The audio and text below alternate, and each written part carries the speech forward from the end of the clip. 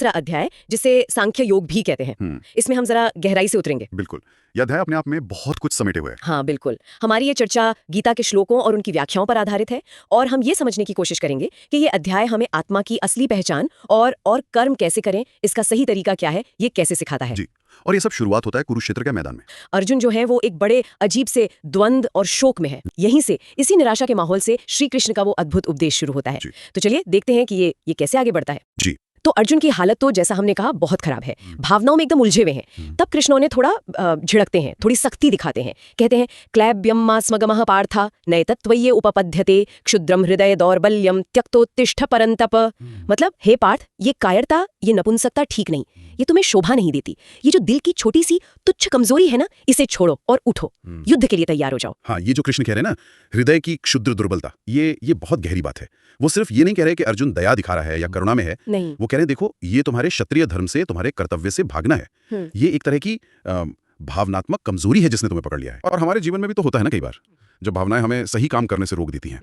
हम शायद उसे कोई अच्छा सा नाम दे दें, पर कृष्ण सीधे जड़ पे चोट कर रहे हैं कि ये मोह से जन्मी कमजोरी है। सही बात है। उनका संदेश एकदम साफ है, छोड़ो इसे, हिम्मत करो, अपना कर्तव्य निभाओ। तो ये सुनकर अर्जुन को कुछ एहसास होता है। वो समझते हैं कि उनकी जो दलीलें थीं वो उन्हें कहीं नहीं ले जा रही। उन्हें लगता है कि अब मार्गदर्शन चाहिए। जी बिल्कुल, यही वो मोड़ आता है। हाँ, और यही वो पल है जब वो पूरी तरह से कृष्ण के सामने समर्पित हो जाते हैं। जी, उन्हें अपना गुरु मान लेते हैं। श्लोक 2.7 में वो कहते हैं, जी, ये बहुत महत्वपूर्ण श्लोक है। कार्पण्य दोषोपहत स्वभावः पृच्छामि त्वाम धर्म सम्मूढ़चितः यत् श्रेयस्यान् निश्चितं ब्रूहि तन्मे शिष्यस्ते अहं शाधि माम त्वाम प्रपन्नम। मतलब मेरा स्वभाव कायरता के दोष से भर गया है। धर्म क्या है, इस बारे में मेरा मन बिल्कुल भ्रमित है। मैं आपसे पूछता हूँ, जो मेरे लिए पक्का कल्याणकारी हो वही मुझे बताइए। मैं आपका शिष्य हूँ, आपकी शरण में हूँ, प्लीज मुझे सिखाइए। देखिए, ये समर्पण कितना जरूरी है। असली ज्ञान पाने के लिए सबसे पहले तो ये मानना पड़ता है कि भाई मुझे नहीं पता, मैं कंफ्यूज्ड हूँ। हाँ, ये मानना ही मुश्किल होता है कई बार। बिल्कुल, अर्जुन अपनी कमजोरी, कार्पण्य दोष और अपने भ्रम, धर्म सम्मूढ़चेताः को स्वीकार कर रहे हैं, और यही विनम्रता है जो ज्ञान का दरवाजा खोलती है। शिष्यस्ते अहम शाधि माम, मैं आपका शिष्य हूँ, मुझे सिखाएं। ये भाव दिखाता है कि जब हम सच्चे दिल से मार्गदर्शन चाहते हैं तभी वो मिलता है। और बस यहीं से कृष्ण का वो गहन उपदेश शुरू होता है ना। वो अर्जुन के दुख की असली जड़ पकड़ते हैं कि तुम शरीर को ही मैं समझ रहे हो, देह आत्मबुद्धि। वो कहते हैं कि देखो, जो ज्ञानी लोग होते हैं ना, वो न तो जीने वालों के लिए शोक करते हैं, न मरने वालों के लिए। क्यों? क्योंकि वो जानते हैं कि जिसे हम मैं कहते हैं वो ये शरीर नहीं है, वो आत्मा है। श्लोक 2.12 में वो कहते हैं, देहिनोऽस्मिन् यथा देहे कौमारम यौवनम जरा तथा देहांतर प्राप्तिर धीरस्तत्र न मुह्यति। जैसे इस शरीर में आत्मा बचपन से जवानी और फिर बुढ़ापे से गुजरती है, ठीक वैसे ही मरने पर वो दूसरा शरीर ले लेती है। अब जो धीर है, जो समझदार है, वो इस बदलाव से परेशान नहीं होता। ये तो बहुत बहुत सीधी और गहरी बात है। हम खुद देखते हैं ना, हमारा शरीर बदलता रहता है, बचपन का शरीर, जवानी का, बुढ़ापे का, पर मैं तो वही रहता हूँ या रहती हूँ। बिल्कुल, अनुभव करने वाला तो एक ही है। हाँ। तो कृष्ण इस अनुभव को आगे बढ़ा रहे हैं, कह रहे हैं जैसे बचपन का शरीर चला गया तो हमने शोक नहीं मनाया, तो फिर इस जीवन के शरीर के जाने पर इतना शोक क्यों? मृत्यु बस एक बड़ा बदलाव है, शरीर का बदलना। तो ये समझ हमें मौत के डर से और अपनों को खोने के दुख से ऊपर उठने में मदद करती है। ये हमें उस दृष्टिकोण से देखने को कहती है जहाँ हम शरीर नहीं बल्कि वो शाश्वत आत्मा है, इटर्नल सोल, जो जन्म और मृत्यु के चक्कर से परे है। अच्छा, फिर कृष्ण आगे बताते हैं कि ये जो सुख, दुख, सर्दी, गर्मी है, ये सब टेम्परेरी है। जी बिल्कुल, अस्थाई। ये इंद्रियों और उनके विषयों के संपर्क से पैदा होते हैं। श्लोक 2.14 में वो कहते हैं, मात्रा स्पर्शास्तु कौन्तेय शीतोष्ण सुख दुख दाह आगमापाइनो नित्यास तान स्थितिक्ष्व भारत। हे कुंती पुत्र, इंद्रियों और विषयों के मिलने से ही सर्दी, गर्मी, सुख, दुख महसूस होते हैं। ये आते जाते रहते हैं, अनित्य हैं। इसलिए हे भारत, इन्हें सहन करना सीखो, तितिक्ष्वा। सहन करना सीखो, ये तितिक्षा का मतलब क्या है? सिर्फ बर्दाश्त करना नहीं, बर्दाश्त करने से ज्यादा है। ये एक तरह की समता है। ये समझना कि जीवन में उतार चढ़ाव तो आएंगे ही, सुख भी आएगा, दुख भी आएगा। अगर हम ये समझ लें कि ये सब अस्थाई है, टिकने वाला नहीं है, तो न सुख में बहुत ज्यादा बहकेंगे, न दुख में टूटेंगे। ये सहनशीलता हमें एक मानसिक संतुलन, एक स्थिरता देती है। ये एक आंतरिक शक्ति है। समझ गए। और फिर आत्मा की अविनाशी प्रकृति पर और जोर देते हुए कृष्ण कहते हैं श्लोक 2.20 में, जी हाँ, वो कहते हैं, न जायते म्रियते व कदाचिन अजो नित्यः शाश्वतोयम पुराणो न हन्यते हन्यमाने शरीरे। न हन्यते हन्यमाने शरीरे। आत्मा न कभी जन्म लेती है, न मरती है। ये अजन्मा है, नित्य है, शाश्वत है, सबसे पुरानी है। शरीर के मारे जाने पर भी ये नहीं मरती। सोचिए, ये जानना कितना सुकून देता है। बिल्कुल, ये एक बहुत बड़ा आश्वासन है। आत्मा अमर है। फिर इसी बात को और समझाने के लिए कृष्ण वो प्रसिद्ध उदाहरण देते हैं, कपड़े बदलने वाला। हाँ, वो वाला। श्लोक 2.22। जी, वासांसी जीर्णानि यथा विहाय नवानि गृह्णाति नरो अपराणि तथा शरीराणि विहाय जीर्णान्यान्य संज्ञाति नवानि देहि। जैसे इंसान पुराने कपड़े उतार कर नए पहन लेता है, वैसे ही आत्मा पुराने जर्जर शरीर को छोड़कर नया शरीर धारण कर लेती है। ये उपमा तो मृत्यु के पूरे विचार को ही बदल देती है ना? हाँ बिल्कुल, डर की जगह एक स्वाभाविक प्रक्रिया की समझ आ जाती है। मृत्यु अंत नहीं है, बस एक पड़ाव है, एक संक्रमण है। और फिर वो आत्मा की अजयता बताते हैं कि उसे कोई नष्ट नहीं कर सकता। जी, श्लोक 2.23 में, न शस्त्र काट सकते, न आग जला सकती, न पानी भिगो सकता, न हवा सुखा सकती। और साथ ही शरीर की नश्वरता भी साफ करते हैं। श्लोक 2.27 कि जिसने जन्म लिया है उसकी मृत्यु निश्चित है और जो मरा है उसका जन्म निश्चित है, तो जो होना ही है उसके लिए शोक करना बेकार है। तो ये पूरा ज्ञान आत्मा अमर है, शरीर नश्वर, ये अर्जुन के शोक को दूर करने का एक तरह से आधार बनता है। बिल्कुल सही। पर फिर सवाल उठता है कि अच्छा, मान लिया आत्मा अमर है, शरीर नश्वर, तो अब करें क्या? यहीं से कर्मयोग की बात शुरू होती है। हाँ बिल्कुल। अब कृष्ण बताते हैं कि ठीक है, ये ज्ञान तो मिल गया, अब जीवन जीना कैसे है, कर्म कैसे करना है। तो पहले वो बताते हैं कि इस आध्यात्मिक रास्ते पर अगर तुम थोड़ा सा भी चलते हो ना तो वो बेकार नहीं जाता। अच्छा जी। श्लोक 2.40 कहता है, नेहाभिक्रम नाशो अस्ति प्रत्यवायो न विद्यते स्वल्पमप्यस्य धर्मस्य त्रायते महतो भयात्। इस रास्ते पर शुरू किए गए कोशिश का कभी नाश नहीं होता, नहीं कोई उल्टा फल मिलता है। इस धर्म का, इस मार्ग का जरा सा भी पालन जन्म मृत्यु के महान भय से रक्षा करता है। ये तो बहुत हौसला बढ़ाने वाली बात है ना। दुनिया में तो अधूरा काम अक्सर बेकार हो जाता है, पर यहाँ ऐसा नहीं है। हर छोटा कदम मायने रखता है, वो हमेशा आपके साथ रहता है। फिर कृष्ण एक और बहुत जरूरी बात बताते हैं, एकाग्र बुद्धि और भटकी हुई बुद्धि के बारे में। श्लोक 2.41 जी कहते हैं, व्यवसायात्मिका बुद्धिर एकेह कुरु नंदन बहुशाखा ह्य अनंताश्च बुद्धयो अव्यवसायिनाम। व्यवसायात्मिका बुद्धि, हाँ मतलब इस रास्ते पर चलने वालों की बुद्धि निश्चय करने वाली होती है, एक लक्ष्य वाली होती है, एक दिशा में लगी हुई। लेकिन जिनकी बुद्धि ऐसी नहीं है, स्थिर नहीं है, वो हजारों दिशाओं में बंटी रहती है, अनगिनत शाखाएं। ये तो आज के जमाने में बिल्कुल सच लगता है। हमारा मन कितनी चीजों के पीछे भागता है, ये भी चाहिए वो भी चाहिए। बिल्कुल, पैसा, नाम, आराम, हजारों इच्छाएं। नतीजा क्या होता है? मन बिखर जाता है, शांति नहीं मिलती। कृष्ण कह रहे हैं कि सच्ची शांति, सच्ची दृढ़ता तब आती है जब हमारा लक्ष्य एक हो, जब हमारी बुद्धि एक आध्यात्मिक दिशा में फोकस हो। और इसी से जुड़ी हुई बात है अगले श्लोक यानी 2.44 में कि जो लोग सिर्फ भोग और ऐश्वर्य मतलब मजे और दौलत के पीछे भागते हैं, हाँ, उनकी बुद्धि कभी परमात्मा में स्थिर नहीं हो पाती। क्यों? क्योंकि उनका मन इन्हीं सांसारिक चीजों में, उनकी चमक दमक में ही फंसा रहता है। एक तरह से चेतावनी दे रहे हैं कि देखो, अगर तुम सिर्फ बाहरी सुख सुविधाओं में ही लगे रहोगे तो वो जो गहरी असली शांति और समझ है ना, जो सच्ची एकाग्रता या समाधि से मिलती है, वहां तक नहीं पहुंच पाओगे। तो फिर सही रास्ता क्या है, क्या करना चाहिए? कृष्ण कहते हैं, अर्जुन, ये दुनिया प्रकृति के 3 गुणों से बनी है, सत्व, रज, तम। तुम इन तीनों गुणों के प्रभाव से ऊपर उठो, निस्त्रय गुणियों भवार्जुन। निस्त्रय गुणियों, गुणों से परे। हाँ, और निर्द्वंद्वो यानी द्वंद्वों से मुक्त हो जाओ। सुख दुख, मान अपमान, सर्दी गर्मी, इन सब जोड़ियों से ऊपर उठो। नित्य सत्वस्थो, हमेशा शुद्ध आध्यात्मिकता में स्थित रहो। और निर्योग क्षेम आत्मवान, सांसारिक चीजों को पाने, योग और बचाने, क्षेम की चिंता छोड़ो और आत्मा में स्थित हो जाओ। ये श्लोक 2.45 है। निर्योग क्षेम, ये कैसे संभव है?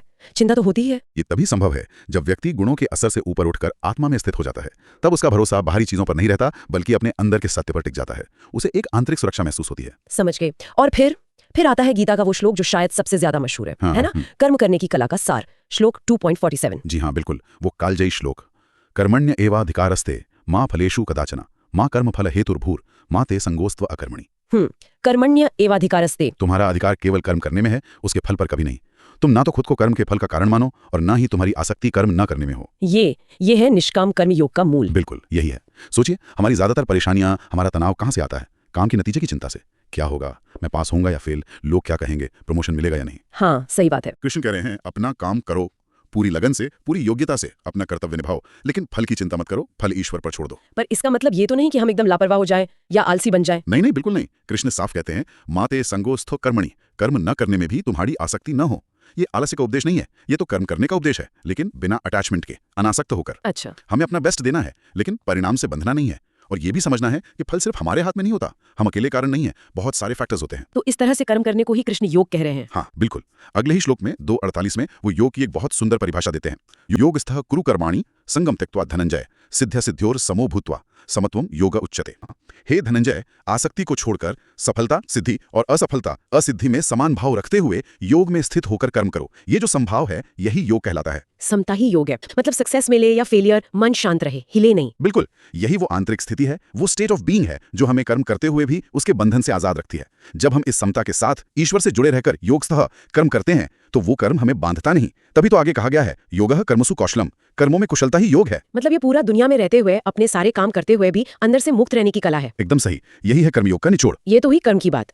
अब अध्याय के अंत में उस व्यक्ति के बारे में बताते हैं जिसकी बुद्धि स्थिर हो गई है, जिसे स्थित प्रज्ञा कहा गया है। अर्जुन पूछते भी हैं कि भाई ये स्थित प्रज्ञा कैसा होता है, क्या पहचान है उसकी, कैसे बोलता है, कैसे बैठता है, कैसे चलता है। जी, और कृष्ण जवाब में पहले उसके बाहरी नहीं बल्कि आंतरिक लक्षणों से शुरू करते हैं। श्लोक 2.56 कहता है, दुखेषु अनुद्विग्न मनाः सुखेषु विगत स्पृहः वीतराग भय क्रोधः स्थित धीर मुनिरुच्यते। जो दुखों से परेशान नहीं होता, जिसका मन विचलित नहीं होता, सुखों के लिए जिसके मन में कोई लालसा नहीं है, विगत स्पृहः, और जो आसक्ति, राग, भय और क्रोध से मुक्त हो गया है, वीतराग भय क्रोधः, वही स्थिर बुद्धि वाला मुनि कहलाता है। ये तो बहुत ऊंची अवस्था लगती है। दुखों में परेशान ना होना, सुखों की इच्छा ना करना। हाँ, ये तभी संभव है जब इंसान बाहरी हालात पर डिपेंडेंट ना होकर अपनी अंदरूनी शांति में स्थित हो जाए।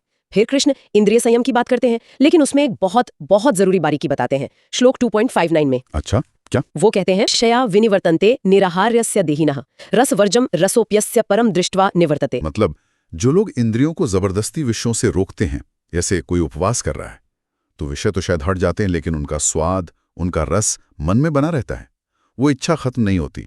लेकिन जब व्यक्ति परम दृष्ट्वा यानी परम तत्व का, उस उच्चतर सत्य का अनुभव कर लेता है, तो उसका वो स्वाद भी चला जाता है। मतलब सिर्फ बाहर से रोकना काफी नहीं है, मन में तो वो इच्छा, वो रस रह ही सकता है। हाँ, सच्ची अनासक्ति, सच्चा डिटैचमेंट तब आता है जब हमें कोई हायर टेस्ट मिल जाता है, आत्मा का आनंद, भगवान का प्रेम। उसके सामने ये दुनिया के सुख फीके लगने लगते हैं।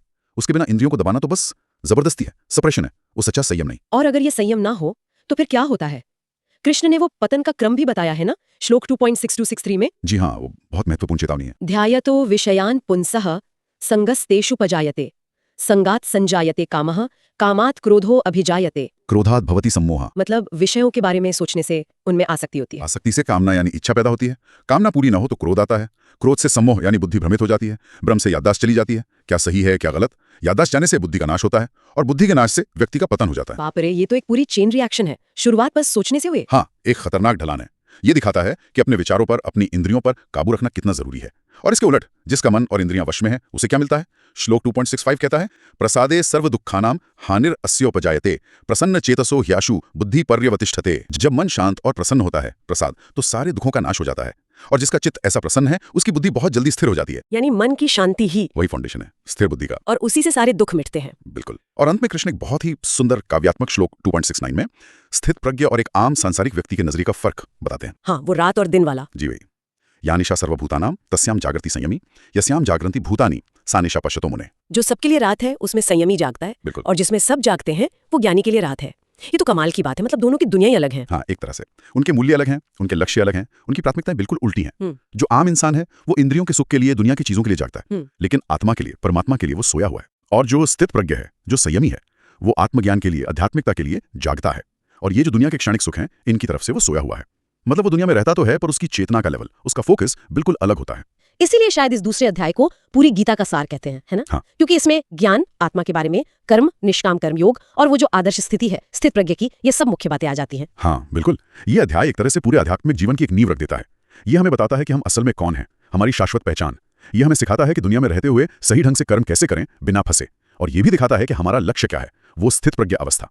सच में ये जीवन जीने की कला का एक पूरा एक खाका है। तो आज की इस चर्चा से हमने समझा कि आत्मा अमर है, शरीर से बिल्कुल अलग है। जी। हमने निष्काम कर्म योग का सिद्धांत जाना, मतलब अपना कर्तव्य पूरी योग्यता से करना, पर फल की चिंता या उससे जुड़ाव नहीं रखना। सही, समत्वम योग उच्यते। हाँ, समता। और हमने एक स्थित प्रज्ञ यानी जिसकी बुद्धि स्थिर है, उस व्यक्ति के लक्षण देखे, जो सुख दुख में समान रहता है, जिसकी इंद्रियां उसके वश में है, और जो अंदर से शांत है। बिल्कुल। और शायद हम श्रोताओं के लिए एक सवाल छोड़ सकते हैं सोचने के लिए जरूर। कि जब हम अपनी रोजमर्रा की जिंदगी में मुश्किलों का, चैलेंजेस का सामना करते हैं, तब ये जो समता का भाव है, सफलता और असफलता में समान रहना, इक्वानिमिटी, इसको प्रैक्टिस करने की कोशिश हमारे नजरिए को कैसे बदल सकती है? या फिर ये जानना कि हम ये शरीर नहीं बल्कि वो शाश्वत आत्मा है, ये समझ हमारे आज के जीने के तरीके पर, हमारी प्राथमिकताओं पर क्या असर डाल सकती है? ये बहुत अच्छे सवाल हैं सोचने के लिए। जी। आपके समय के लिए बहुत बहुत धन्यवाद। उम्मीद है भगवद गीता के दूसरे अध्याय पर हुई ये बातचीत आप सबके लिए उपयोगी रही होगी।